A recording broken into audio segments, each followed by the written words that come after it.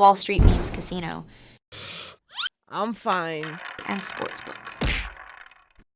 This is KUGAN CASSIUS for IFL TV.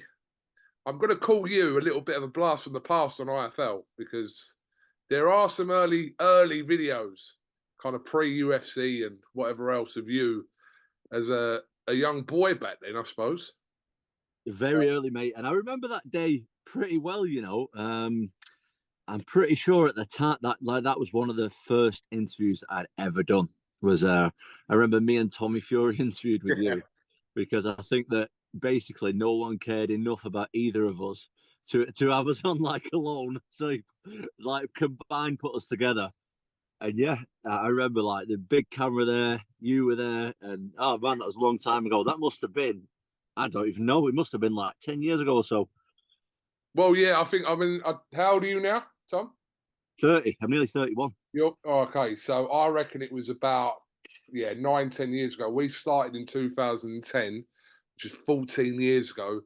So it's definitely a minimum of 10 years ago because Tommy Fury at that time, I remember doing a video and Tommy Fury was 15 at the time. He looked like a man-child at 15. I'm sure you remember, but yeah, I reckon it was about 10 years ago, to be fair.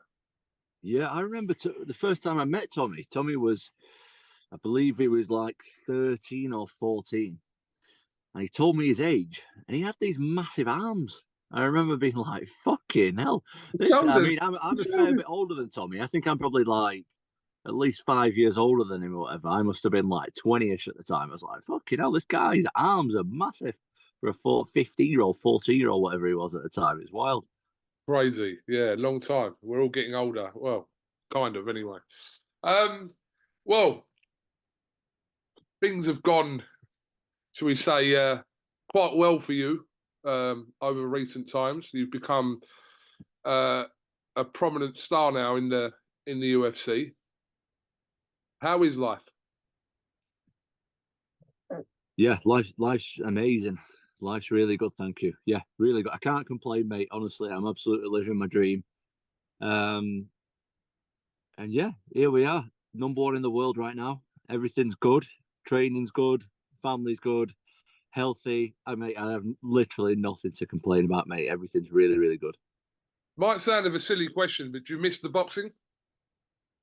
Nah, no, I don't miss the box. I mean, mate, I'm a massive boxing fan. I love boxing. But I'm an MMA fighter, man. I'm not closing the door on boxing. I know, like, it's a hot topic now, right at the minute. Like, boxers switching to MMA and MMA fighters switching to boxers and stuff like that. And maybe before my career's over, I maybe will make a return to boxing. But for right now, I have a lot of work to do in the UFC, so I'll continue to do that for right now. But I mean, in terms of kind of, you know, you had your go. Well, you didn't. I can't really say you had your go because we didn't really kind of see what you were capable of in boxing to a full degree.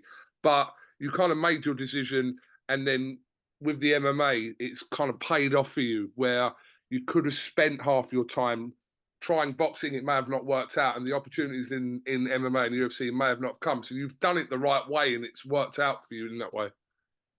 Yeah, thanks, mate. I mean, I started off as an MMA fighter. The way that boxing kind of worked out for me was my dad is a long-term friend of Peter Fury's. And, you know, he was always speaking to my dad. Him and Peter were speaking back and forward. And at the time, I had like no one to train with, no one to spar with. So Peter invited me down for some sparring. As this was going on, like I kept having fights cancelled on me. An opponent would pull out, someone would get injured, and it just kept on going like that. And then Peter just said one day, why don't you just box? Why don't you just try boxing, see how that goes for you? So I thought, you know what? I might as well. I'll give boxing a whirl, like, see how that goes. So I boxed for a little bit. It took me forever to get a license because they don't, the British Boxing Board of Control don't like it when you've got no amateur experience. So it took me like best part of a year to get a license. Then it took me ages to get a fight. And then, mate, I'll be honest, when I started boxing, I didn't realise what the boxing model was like. I thought it was just similar to MMA. I didn't realise that if you're fighting on like small hall shows that you've got to like pay your opponent and stuff. And once I realised, mate, that your opponent's getting paid more than you and he's not even trying to win, I was like, nah, I'm going back to MMA, man. This is not for me. We've seen probably more recently. Obviously, it all started off a few years ago with the whole Mayweather-McGregor thing, and now, obviously, since then, we've seen this kind of, I'd say, this slight transition, because there's not been loads of high-profile fighters that have done kind of that Mayweather-McGregor thing, and it's being done again this year with Ngannou and from Tyson Fury fight last year to Anthony Joshua, but it's a weird one. I've always said that you're either hardcore boxing. This may be wrong, and I'm probably going to get slaughtered for saying it, but I've always thought you're either hardcore boxing or you're hardcore MMA. I feel like if you're a fan of the both, I feel like equally somewhere your loyalties are kind of split somewhere between them. I don't know what you think about that, because I've always thought that the hardcore boxing fans kind of stick to hardcore. That's why when there's a situation like Aj-Ngannou or Mayweather-McGregor, you will always pick kind of the UFC over boxing, for example. Does that make sense? Yeah, and I would tend to agree with that, to be honest with you. You are speaking to a hardcore MMA fan here, so I would obviously choose my sport over boxing. I just think it's more exciting. Do you know what I mean? I just think I love the even matches from day one. For a fan, for someone who enjoys the sport to watch, I like watching when it's even. Mate, don't get me wrong though, that especially last year, 2023, like that at the top level, the good ones are fighting more of the guys on the same level, which is great to see. Like for quite a few years there, we went through a point where like loads of the high level guys were just fighting guys that they guaranteed win every time, or at least that's what it looked like kind of as a casual fan. And now it seems that, you know, more exciting fights are coming around, more even fights are coming around. And for me as a sports fan, I like to watch and not really know what's going to happen in the fight, or in the sport. Do you know what I mean? I like to watch and be like, oh, anything could happen here, and that's what happened. I get that more out of MMA than I do boxing. Do you know what I mean? Like, I know that in MMA you can watch, and there's so many ways to win. There's so many ways to finish a fight that, for me personally, that's just more exciting as a consumer. Let me go back to last November, or was it October? Back end of October, when this fight with Tyson Fury and Francis Ngannou took place. Let me ask you about your thoughts about it prior to the fight, and then your thoughts about it after the fight, after we see the performance that Francis put in. Right. So before the fight, I was just like, there is absolutely no way this guy, Francis Ngannou, has any chance against Tyson Fury. As someone who knows Tyson, as someone who's sparred with Tyson and watched him spar a lot of times, I just didn't think he had anywhere near a chance of him. I thought it was just going to be I thought it was basically going to be just like a one-sided beating, really. I thought it was going to be like good fun. Everyone's going to enjoy it. It's going to be like a bit of a spectacle, and then we just crack on, and it's fun for everybody. But mate, I couldn't have been more wrong. Like, in my opinion, Francis Ngannou has like genuine boxing ability, and he's also an absolute specimen of a man. Like, he is made out of something that not a lot of people are made out of. The guy is incredible, and what he did against Tyson Fury was unbelievable. And if you would have asked me, mate, like 2 years ago, for example, how would Francis Ngannou get on against Anthony Joshua? I would have thought like that is the shittest question that anyone has ever asked me. Like, that is a terrible question. But now I'm like, oh my god, like Ngannou could actually potentially win this. That being said, I'm obviously an English guy who's a combat sports fan. I'm a big fan of AJ, and he looked great in his last fight against Otto Wallin. Like, he looked great. I know he's working with Ben Davison. I don't know Ben personally. Like, I've never met the guy, but he looked great. And fair play to Ben, fair play to AJ and the team. They're obviously doing great work over there. Here's a question: did Tyson Fury have to underperform to allow Francis Ngannou to have that kind of performance, or is that unfair on Francis? I think only Tyson can answer that question. I don't know. Like, every time somebody doesn't perform well in a fight, there's always like reasons, there's always excuses, there's always like borderline conspiracies about why they didn't but only really Tyson and his team will know. So I don't really know, to be honest. Okay, here's another difficult question, but obviously the plan has been obviously put back a little bit with the delay to Fury and Usyk. But theoretically, not even theoretically, but if Francis Ngannou was to beat Anthony Joshua, Francis Ngannou would get a shot, whether that be against Fury or Usyk, for the undisputed heavyweight world championship, right?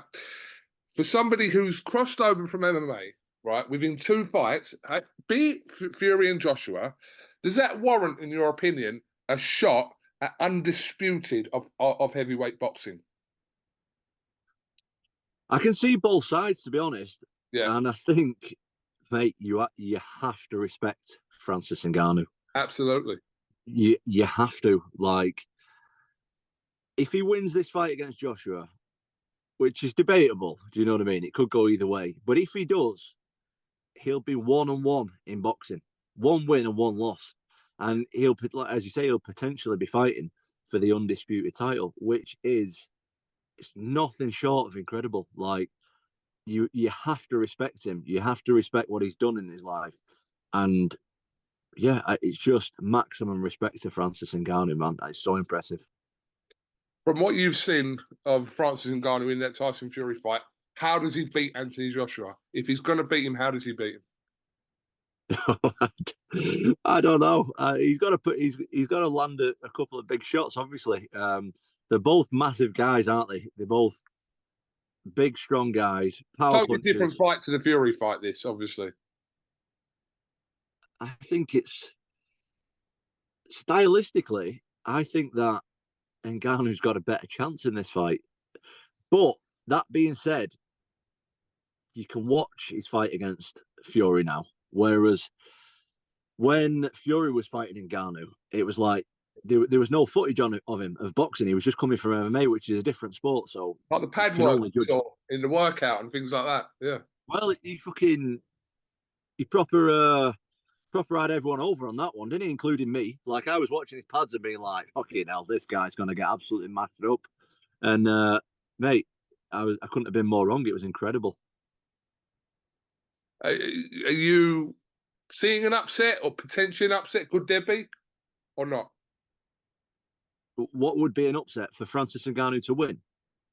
If he knocks Anthony Joshua out, I suppose within boxing, that would be deemed as an upset. It would be deemed. Whether it is or not is debatable. I'm saying it would be deemed in boxing. If he was to knock out Anthony Joshua, which with his punching power, regardless of his experience in boxing, we saw what he floored Fury. I mean, it would still be deemed as an upset, I'm assuming. I think it's possible. I definitely think it's possible. I think Francis Ngannou's like a massive hitter, isn't he? So I think if you put him in a ring with anybody and he's allowed to punch him, I think he's got a chance of winning. Simple as that. Like, if you put in Ngannou, who's one of the biggest punchers in combat sports, if not the biggest puncher in combat sports right now, in a ring with someone and go, right, you've got, 36 minutes in boxing. You've got 36 minutes to punch him, go for it.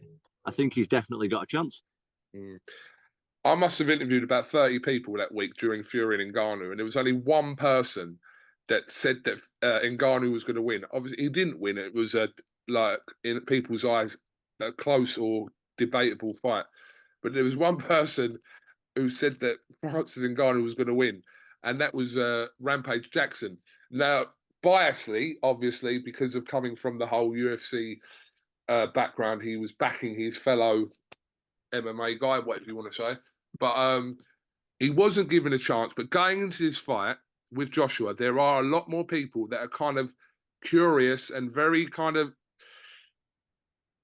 they're sitting on the fence a little bit because they're not sure actually what's going to happen in this fight, which makes it very intriguing.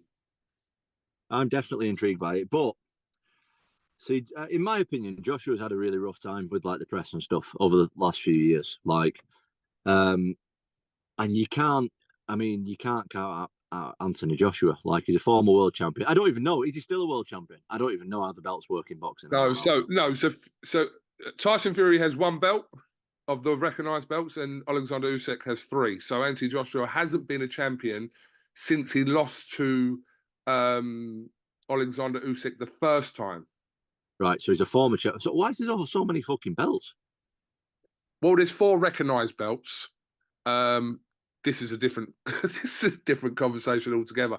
But yeah, Usyk has 3, which were Anthony Joshua's belts. Yeah. And Tyson Fury has 1. Tyson Fury has the WBC title, which previously belonged to Deontay Wilder. Right. Okay. So he's a former champion. Yeah, basically. He's a former champion. Yeah. Yeah, I don't think you can count him out at any time. Like, the guy seems to be improving as well. Like, Anthony Joshua looked, from me, who's essentially the untrained eye when it comes to boxing. You know, I know the amount that I know about boxing is quite limited in comparison to some people, but he looked improved massively in his last fight. Whether that's a mental thing, a physical thing, who knows? Only them guys know. Both. But he looked, Both probably.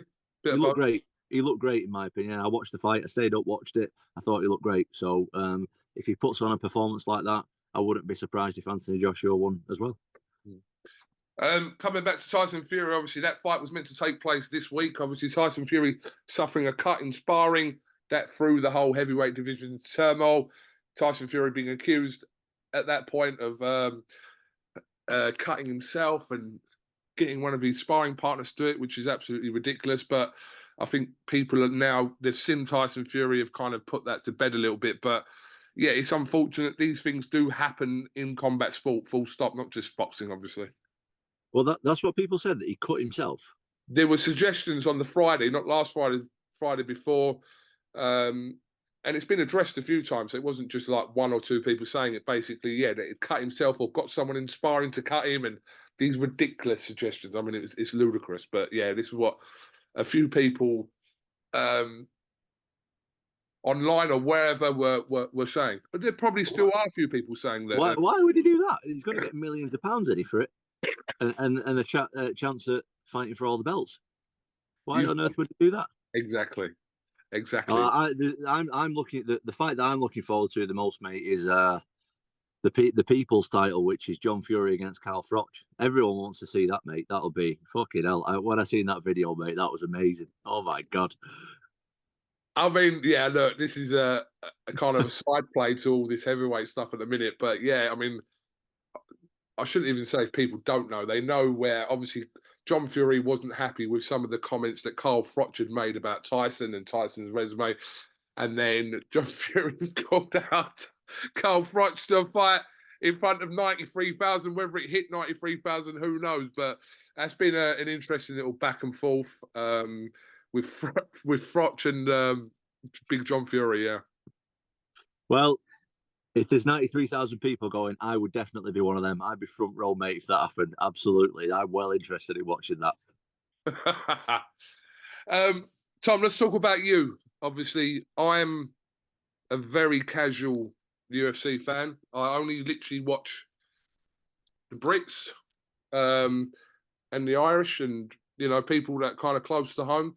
But yeah, I do want to ask you about what you thought of John Jones and that rugby team the other day. I saw them videos going viral of him tackling, whatever you want to call it, or in those kind of media provoked clips that were put out. What I mean, there was people suggesting that if he is really injured, if he's injured, why was he kind of engaging in that kind of activity? What did you think of it? I mean, it was a lovely tackle. It was a great tackle. Doing it like 2 months after serious surgery is questionable. I mean, I think the video speaks for itself as far as where his injuries are. I don't know. It looked, mate, it was a tackle. Like, it was a full-on, he speared him. It was a full-on tackle with his injured, whatever, he's reattached pec or shoulder or whatever he's done. Yeah, it looked a bit suspect to me, mate. I don't know. Yeah, I mean, I think it's a fair question to ask with someone currently kind of out injured and months away from a return. Then do you put yourself in that position where it looked quite physical? It wasn't like do you know what I mean? Like a light-hearted attempt to doing that. Well, the guy had pads on, and that's the only defense I've got is he had pads on. So maybe it was safer. Who knows, man? John Jones is doing his thing. It got nothing to do with me. When will he have something to do with you? I don't know. To be honest, I've done a lot of online crying about John Jones, about why the fight's not happening, and I want it to happen, obviously. On the contrary to boxing, in the UFC we have one champion, one, and right now at heavyweight we have two champions, me and John Jones, and I don't really like that. I don't think there should be two. I think there should be one, and I just stated my opinion that I think there should be one, and let's fight for it. But John Jones doesn't want to. Cutting a long story short, he doesn't want to, and maybe it'll happen one day, maybe it won't. But I'm obviously hoping it does. Will you feature on UFC 300? I don't know. As of right now, I don't know. And the event is pretty close now. It's like 8 weeks away or something like that. 7 weeks away, maybe. I would like to, but so far I've not had any news about that, so I don't know. Okay. So basically, just watch this space, and it'll happen when it happens, if it happens. That's the one, mate. I will. I won a world title on 2 weeks' notice, so I'm ready to go anytime. I'm in the gym. Like, I'm sat right outside the gym now as we speak. I've trained this morning. I'm about to train again soon, and yeah, I just stay ready, mate. And as soon as they need me to jump in, I'm the guy. Like, I'll jump in and fight anybody, mate. And I've been that way my whole career. I'm not the kind of guy who nitpicks and dodges and ducks and dives. At like, hey, tell me when I'm fighting, I'll jump in there and have a go and try my best. And that's just the way I am. Now, I don't want to get cancelled. I really don't. But I do want to ask you about your viral interview that went out. Any regrets over it? Yeah. Yeah. I mean, Tom, I did watch it. I genuinely watched it, and I was like, "What the fuck?" did you I watch did the think, full "What the interview? fuck?" But I don't know. I wondered what your aftermath thoughts about it were. Like, Yeah, I mean, sometimes you say stuff that you shouldn't have said. Do you know what I mean? There's stuff that's taken out of context. Like when you just see the clip, it's not good. It's definitely not good. And I shouldn't have put myself in the situation to make clips like that. Do you know what I mean? But on the flip side of it, we were talking about it off camera that she gets some really weird questions, like that question. right. And then she asked me a load of really weird questions because that's her thing. So I threw one back at her and asked her a weird question, but it doesn't look good, mate, and it shouldn't have been said. And it won't be happening again, anything like that. Yeah, I think we know in these situations, a lot of that stuff you just said there, I didn't know that you'd kind of been even talking about stuff like that off camera. So the context of something being clipped out and put out is sometimes what it's judged on. And yeah, without the whole context of stuff, it's like, yeah, that could just be, oh, why was he saying that to her? But without the whole kind of picture, then obviously you're going to get judged on that small clip. Yeah, mate. And I think when you see like a 10-second video of it, it's so bad, mate. It's so bad. But if you know the girl's called Nina, like if you know Nina and her channel and what her kind of thing is all about, it's basically let's ask people a lot of weird questions and make them feel really awkward. And what a lot of people don't talk about is literally for 20 minutes before, she asked me 20 minutes of awkward questions. And then when I ask her one back, but at the same time, I should have been way more professional about it, mate. And, you live and learn, don't you? Live and learn. Absolutely. Listen, it's done and dusted now anyway, so it's in the past. But I did want to ask you about it because I'm just curious to know what you thought of it now, whether it was kind of a regret, and you said it is. So yeah. Right, Tom. Last one. In 5 words, if you were to sum up why MMA is better than boxing, just in 5 words, no more, what do you say? I can do it in 3 words. Go on in. It's more exciting. Okay. In my opinion. In your opinion. I just think it's more exciting. Yeah.